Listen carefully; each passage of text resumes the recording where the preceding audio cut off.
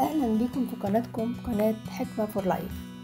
هنا في القناة هتلاقي ان كل فيديو بيقربك من نفسك شوية بشوية، بيساعدك في انك تفهم مشاعرك وبيعلمك ازاي تعيش في راحة وسلام. فلو انت بتدور على مكان يطمنك بحب افرحك واقولك انك وصلت. لو الكلام ده حسسك انك مش لوحدك اشترك في القناة وفعل زر الجرس وما تنساش اللايك بتاعك الجميل عشان نبقى معاك مكملين. والسؤال اللي احنا عاوزين نجاوب عليه النهاردة هو حب ولا استنزاف؟ هو اللي بيقلل منك قدام الناس ده بيحبك؟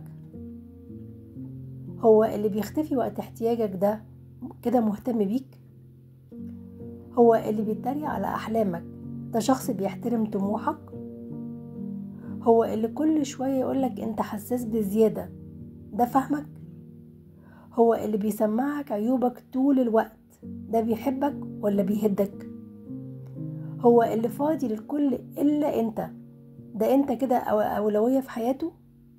هو ده حب؟ الحب الحقيقي بيطمن مش بيقلق، بيقوي مش بيكسر، بيسند مش بيوقع.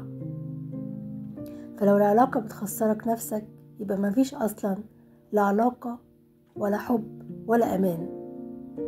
لو حسيت ان الفيديو ده لمسك شاركه مع حد محتاج يفتكر الحقيقة دي. ولو عجبك الفيديو ما تنساش تعمل لايك وتشترك في القناة وتفعل زر الجرس عشان يوصلك كل جديد. واشوفكم قريب في فيديو جديد، والى اللقاء.